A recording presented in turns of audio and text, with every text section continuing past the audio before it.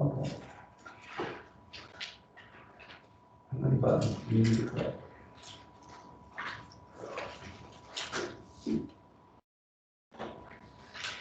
One of the coolest amphibians here. You guys ever get a chance to go up to like Crooked Creek for great trout fishing? But they also have these largest, this family of salamanders is the largest amphibians in the world. Those are hellbenders, but they have a Japanese species and one in China too.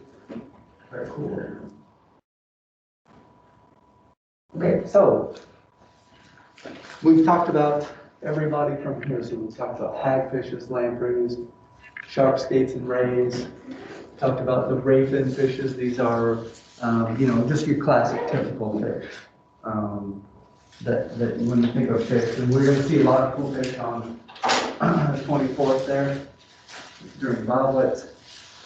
This is this other group of fishes called Sarcopterygians, the lobe-finned fishes. And what we see here is that they are actually, so we're in this group, the four-legged animals, tetra meaning four, pods meaning legs. We're a tetrapod, and we're actually more closely related to them than they are to other types of fishes. Okay, so this is like our sister group. All the amphibians, reptiles, birds, and mammals here, and the Sarcopterygians here, very closely related to each other. You can see some of those characters that they share, right? That are not shared with your typical rayfin fishes. Now, in the last lecture, I said that I think that there were probably like 8 species of Sarcopterygians, but that's a little deceiving because in this way, we are Sarcopterygians too. Okay. This 23,000 species are not weird fishes like lungfishes and coelacanths. They're all of those plus all the amphibians, reptiles, birds, and animals, so on and so forth, included into this group here. So coelacanths, lungfishes, and all the tetrapods. Very old group, the Devonian period, lots of speciation happening there. And the thing that unites members of this clade is that the fins or limbs attached to the pelvic and the pectoral girdles by one single bone. Okay, so our humerus or our femur attaches the limb to the rest of the body. Okay. We look at group Actinopterygii. You think about a fish like a bass or a goldfish or something. They do have fins and they're homologous to our limbs, but they attach to the body with lots of little kind of parallel, weak, small bones. This group and all of these groups have one single bone that attaches to the body there. That's what makes them Sarcopterygians.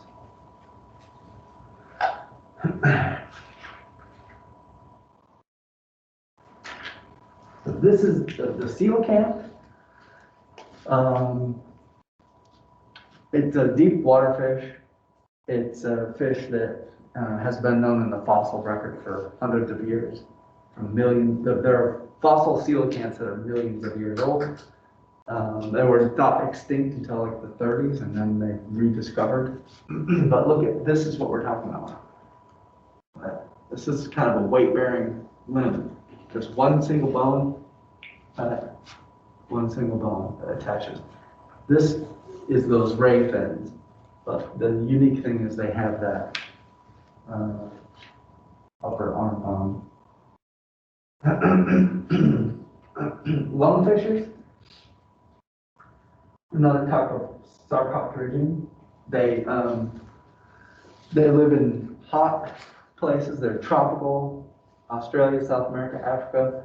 Where do you find them? Swampy, floodplains, shallow, hot waters. Okay. As the name implies, They don't have a swim bladder anymore, they have a lung. And if you live in hot water that's shallow, that water is likely to have very low oxygen content. And so these fish can just come to the surface of the water and gulp air and obtain their oxygen through a lung instead of through their gills. It's both. It's a both situation. All right. They have these lobe fins again, and they breathe through the gill and lungs.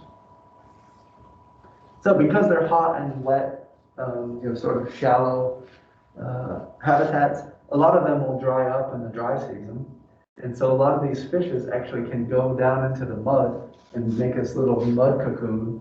The water totally dries out of the lake, and they can basically, it's kind of like hibernating, but during the hot time of the year. So they just go into a torpid state inside of this little mud cocoon, and they breathe through their lungs. We do not have any of these species in the United States, but this is what they look like. Again, look at this. If you live in a shallow, swampy habitat, right, you're probably not going to be swimming through the water. A lot of times you're going to be kind of muscling through grass and weeds and things like that, maybe going from one puddle to the other, right? Very different type of fish than the rayfin fishes. Okay. And then that brings us to this other clade tetrapoda, okay? The four-legged animals. And all of these are included. Amphibians, reptiles, birds, and mammals. Okay? Amphibians today, reptiles next week, birds and mammals. That's basically the last test is going to be about birds and mammals. Here again is that transition between everything we've talked about now, except the arthropods and insects, specifically the insects. They arose in the terrestrial environment. Most of life, though, came from aquatic habitats. Okay, tetrapods are these first organisms to move out onto land, and so these are genera of some of these earliest tetrapods. This is like the missing link everyone's talking about. Like, what is that first amphibian-like thing that was still a fish? That's what these are here. Okay. You'll see in that video, they call them fishopods. They're kind of a fish, they're kind of a tetrapod. I'm going to look and I'll show you some examples and the characteristics of them. Where did they evolve? Probably, you guys know what's an estuary? What's an estuary as a habitat? What marks the estuary, makes it unique?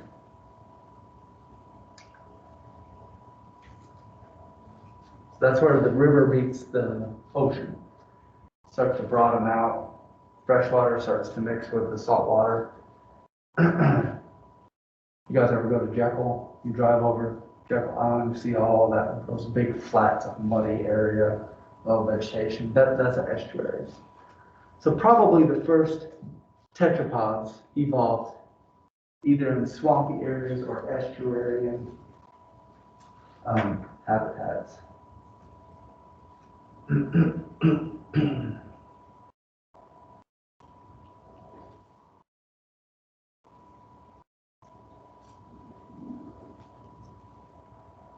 Okay, so these are things that these aquatic tetrapods had that allowed them to colonize terrestrial habitats. Okay. So the first land animal evolved from these aquatic tetrapods. Okay. We tend to think of if you have limbs with the feet, If you have pelvic girdle, all these things, you think of these as being things that evolved on land, but no, actually they evolved in the water, and that made them able to live on land. Okay, that's what we call pre-adaptation. It's an adaptation to the terrestrial environment, but it happened before they moved onto the land. Okay.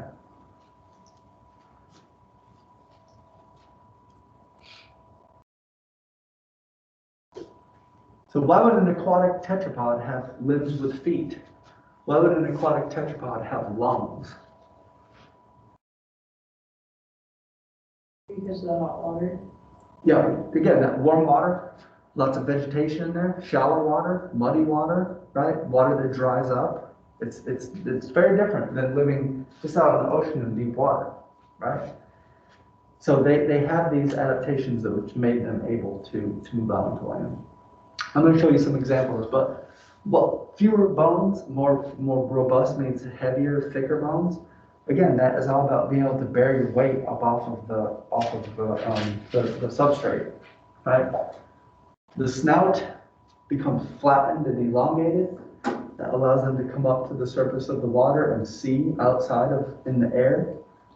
And again, these two are kind of related. If you're transferring your mass to the surface of the Earth, right? Then you need to be able to have some attachment.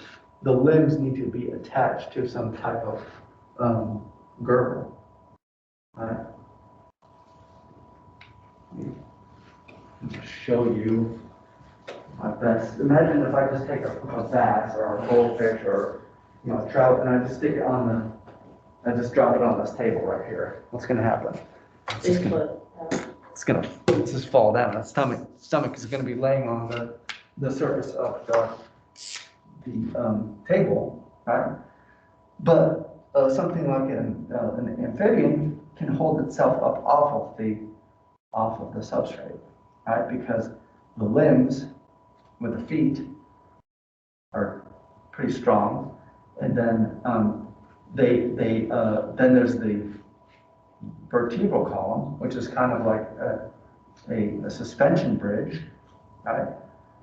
Which can hold the weight up off of the surface, but then you also need these girdles. You need some way to transfer the mass, so gravity is pushing down, right? And then the bones and the legs are pushing up against the girdle, which pushes up against the pelvic, or the spine, all of which can hold the animal and allow it to move around, right? So all these things need to be there in order for a aquatic tetrapod to move onto the land. So here's some of these examples. Eusinophron. You can see these over at the talus. See these fleshy lobed limbs.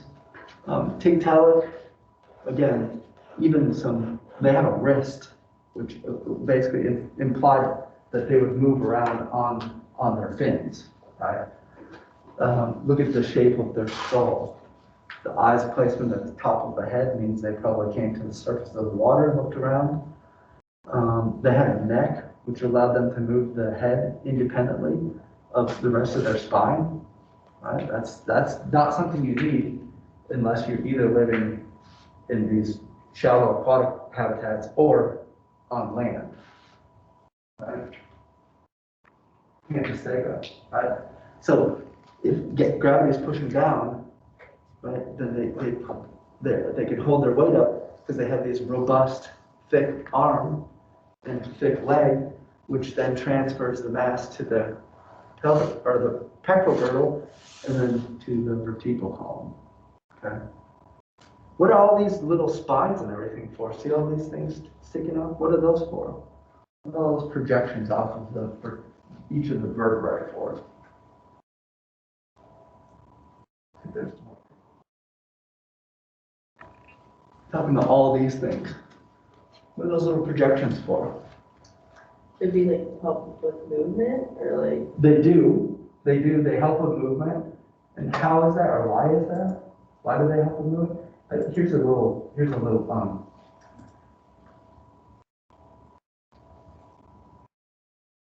this, look at this, look at this giraffe. Look how big their spines are. I think there's a buffalo on here too. They have gigantic spines right here. What attaches to those spines, you think?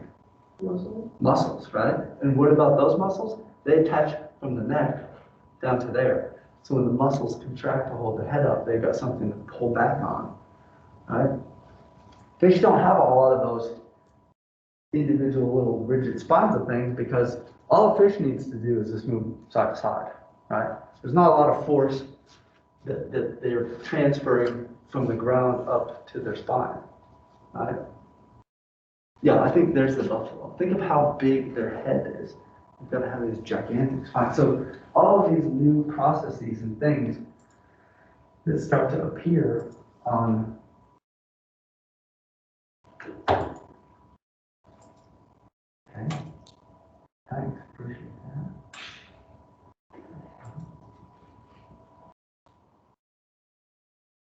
that. Again, here it is, these spines, rigid spines, interlocking rigid spines, those are because of those little processes and things. Okay. Here's the phylogeny that shows how the front limb has changed through time. So as we approached these aquatic tetrapods, we see kind of a sorting where we have lots and lots of little bones, which are good for flexibility, but they're not very good for bearing weight, right? To eventually we have one single arm bone, right?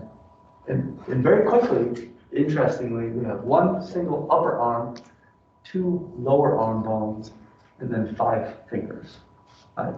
And you think about almost all vertebrates have that same exact configuration. Radius, ulna, humerus, and then 5 digits. Whether you're talking about a bat or a whale or anything, right? This is our common ancestor had this, so therefore we all have it. Why? Because it worked well on land.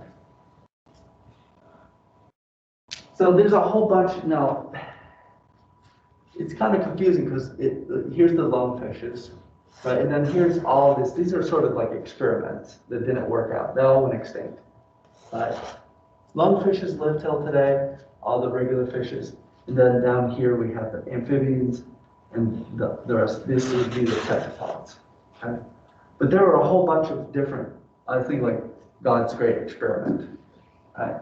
And they just weren't really well adapted to the aquatic realm. They weren't very well adapted to the terrestrial realm, and they just went extinct, right?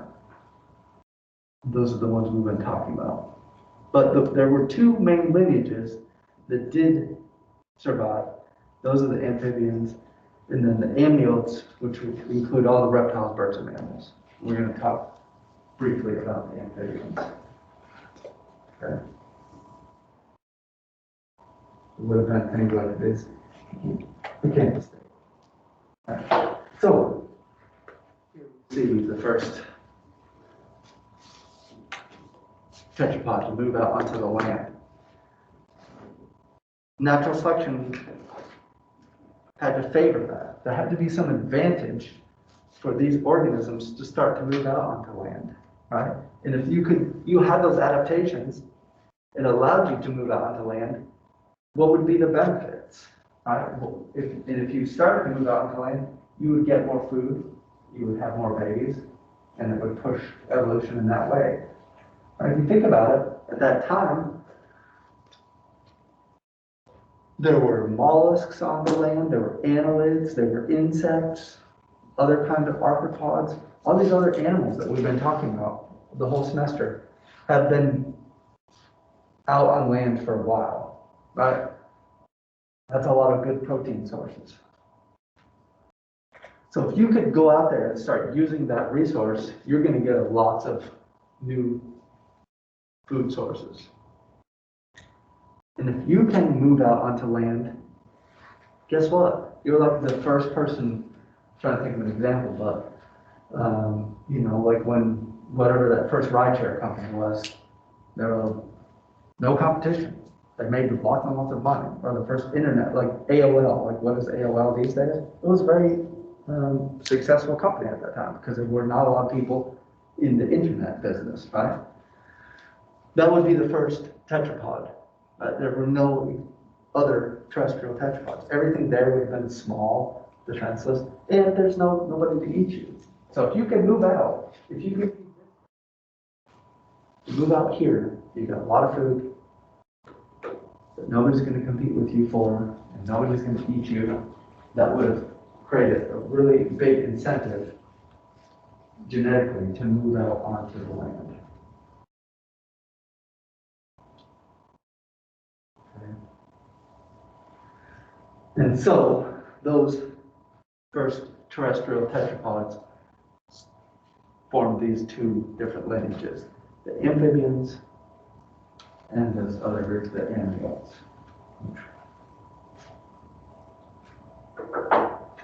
We can talk about.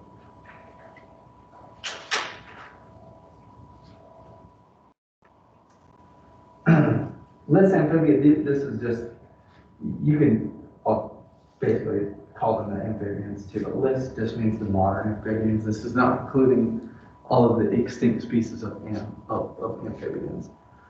About 5,000 species. They include the familiar frogs, the salamanders, but then there's this other group of amphibians called the caecilians.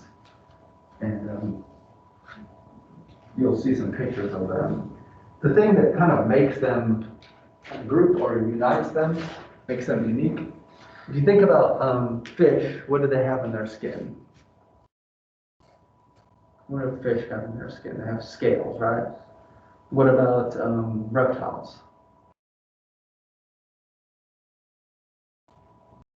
You have a snake or a lizard or something, what do they have in their skin?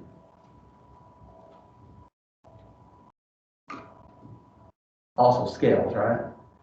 What about mammals?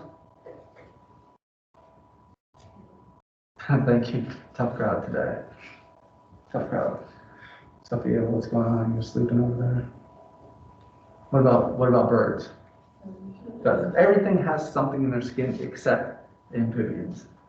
They have no scales. They don't have any keratinized structures. They don't have claws. They don't have, it's glandular. It is permeable. They can breathe through their skin. Their skin is not watertight. They can lose water really easily through their skin. The skin is just like a giant membrane. Right? Most amphibians lay eggs, so they're sort of, in fact, the name means, amphi means like two, or like, and then bios means they have like two lives. They have one life in the water, one life on the land. Most amphibians do. They're all predators. There are no herbivorous adult amphibians. Amphibians are carnivores and predators. Okay, so I'm just going to show you some of these.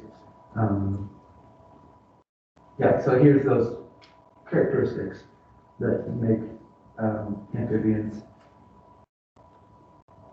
a monophyletic group. Lots of poison glands in the skin, right? Lots of antimicrobial, mucosal type things, lots of glands in the skin.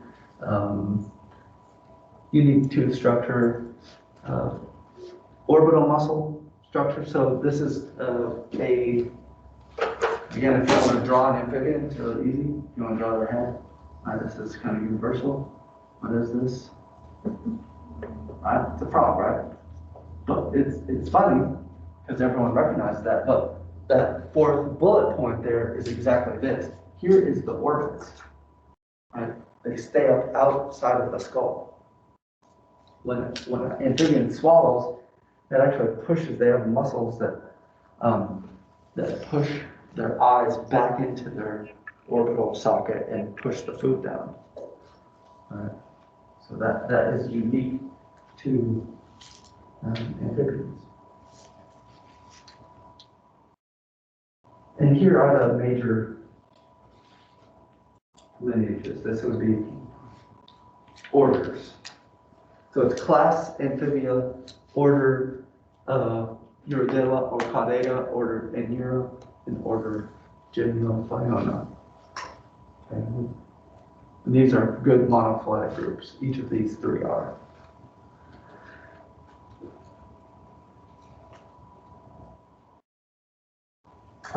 The caudatans, the salamanders, a good test question would be basically like a comparison of frogs and salamanders. Salamanders, there's only 400 species. Frogs, there are thousands of species. There's many, many more species of frogs than there are salamanders. Okay? Salamanders just have a general body form where they have a tail, right? They have short legs. Most of them are partly terrestrial. There are a lot of salamanders that are totally, completely terrestrial. They never have to live in the water. There's some salamanders that live in the top of a tree and never come down out of that tree their whole life. They lay their eggs up there, the little babies are up there. But then there are some that are totally aquatic. Where you find them, there are not a lot of African species of salamanders, despite the fact that Africa is very, very diverse, not for salamanders. The best place to find salamanders in the world is right here, Tennessee, North Carolina, but also in South America and Central America. Okay.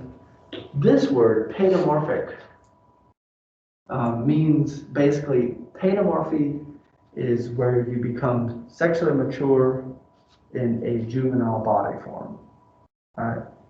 So, in other words,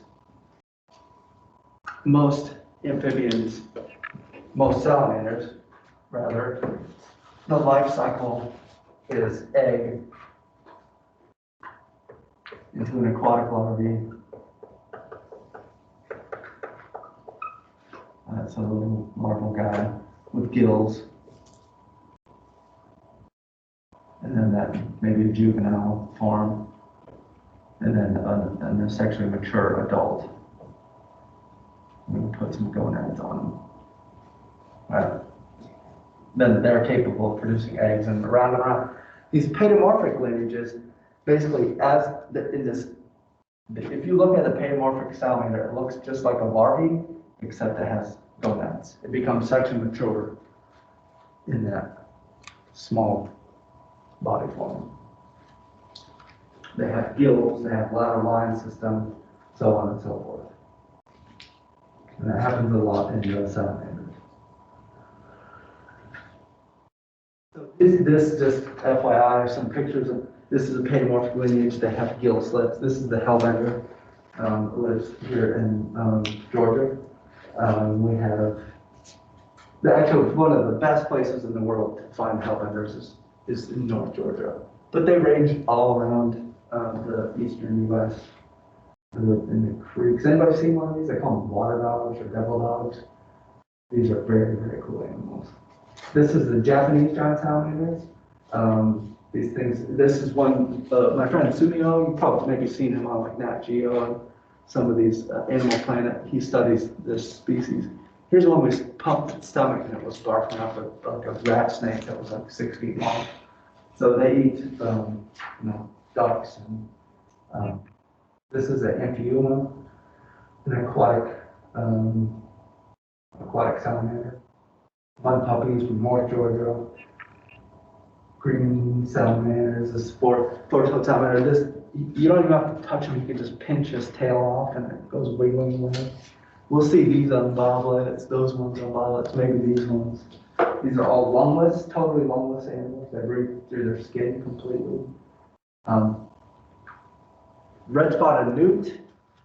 I'm hoping that we can find one of these on boblets, but they are poisonous. This is a very poisonous. This one little newt, maybe this big, could probably kill at least half of us in this room. Has a protein called the tetrodotoxin that will shut your heart. It stops the sodium-potassium pump, and you just have cardiac arrest. Right? You can touch them. You can probably even lick them. You just don't want to eat them. Right. The airport. Spotted salamanders, marbled salamanders. These guys live and breed in pools. We might find a spotted salamander. They do occur at the Flint Farm. These probably do. Very cool salamanders. And then that brings us to the frogs. Again, salamanders are about 400 species. Frogs, there's about 4,000 species. And actually, this number is much higher now. Okay? And they're found everywhere except Antarctica. Much more diverse group. And their body form is pretty specialized. It's more specialized for jumping. Most do not have a tail. There's only one species that has a tail. And you can look at their skeletal system. It's all designed for jumping. They have amazing adaptations for jumping. I think the next picture is probably of a skeleton. So this is the ilium, ischium, and pubis. This is their pelvic girdle. And it's basically been modified and elongated into like a spring, right? So that they can use that for this flexing. So when they jump, it helps them with that. They have a really short fused vertebrae here. This is where those eye sockets, the orbital opening, the eyes would sit up on top of that. Very long femur, tibia, fibula, have been fused together. So they don't have a tibia and a fibula, they have a tibiofibula that has been fused, which gives them more strength, again, for jumping. Frogs are pretty cool too. Frogs are cool. They are insectivorous, so the majority of their food comes from eating things like beetles, flies, other insects. Many have poison. A lot of our frogs around here, they're maybe not poisonous, but if you handle them and you touch your eye, it will definitely irritate your eye. Or if you've seen a frog or a dog try to catch one and maybe start frothing at the mouth, it just does not particularly taste good. And I don't know if you guys have heard of the whole smoking toad venom thing. There's one toad that produces like a really powerful, like a DMT type molecule. But they don't live here either though, out in the West. Frogs make noises. Salamanders tend to be quiet. They're not vocalized. But all of our frogs here have their own unique mating call, right? And that comes from this air sacs, which send air over their vocal cords. Right?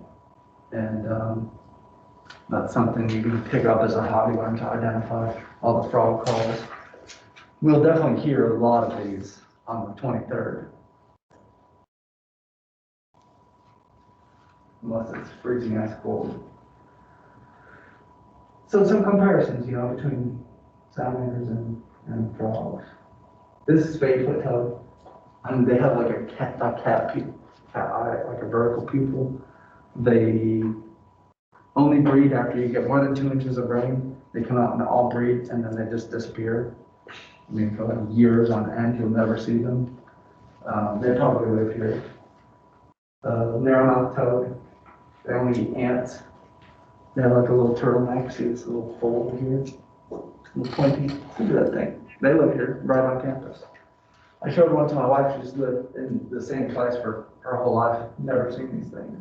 They're all around us. American toad, male, female, eggs. These are all external fertilized. Frogs have external fertilization. The female deposits the eggs, the male deposits the sperm. Right? Toad eggs look like a big long, like a rosary bead. All these individual little eggs on there. Tree frogs, including things like spring peeper, cricket frogs, green tree frogs, gray tree frogs, lots of tree frogs in Georgia. Tree frogs, bullfrogs. This is a wood frog, which live at the Flint Farm. They can have like 50% of their body water freeze solid. and then just thaw out and hop away. They have antifreeze in their blood that allows them to basically freeze solid. I've seen video that it's like warm it up. And then this is the final order, the Sicilians. And another name for them is the apoda, which is probably to me a better name because apoda means no legs. This is like a vermiform amphibian. They are worm-like. Again, an aquatic or a tropical species, a group of species. They're legless. Some have tentacles. Some don't have any eyes. They live under the earth or in water. Very, very strange group of amphibians. And there's 165 known species, but you take an organism like this that lives in the tropics underground, we know almost nothing about them, right? Because nobody's there to study them.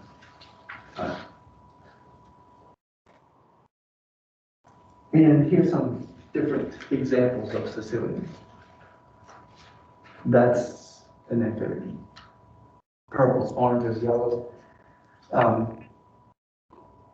Some of these guys live inside of the oviducts of the mom, and they'll actually scrape. They have these specialized teeth when they're larvae, and they scrape the lining of the oviducts, and she makes, in response, some kind of a nutritious, almost like a milk, that feeds the little baby Sicilians inside of her. Yeah, very, very strange animals.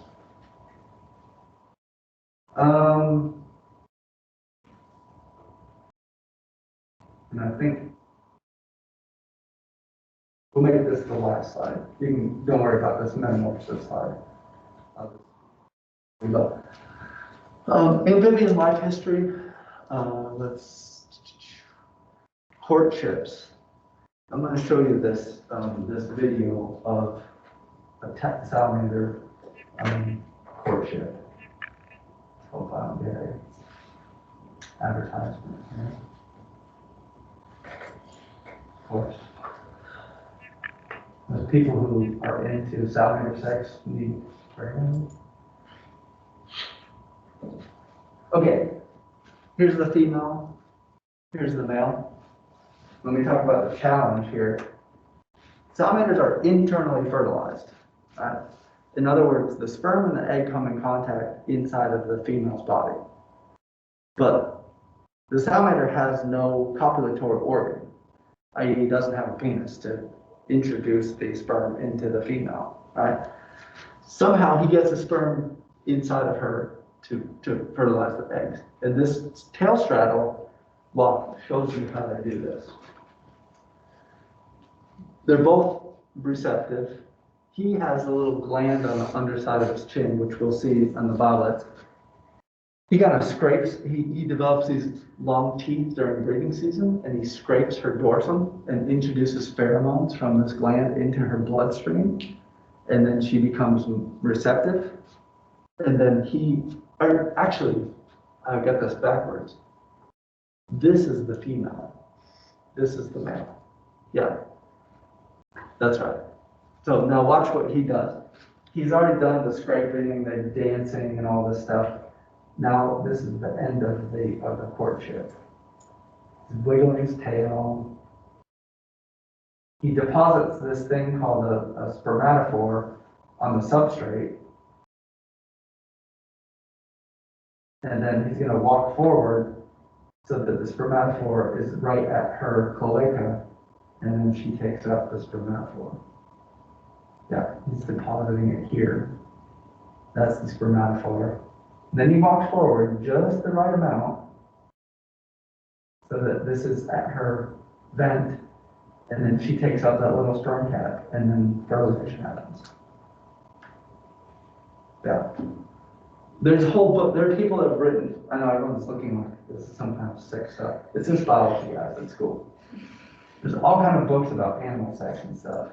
Because I mean, that's the challenge, is to somehow to get those gametes together, right? Inside of her body. because then she waits a while before laying the eggs.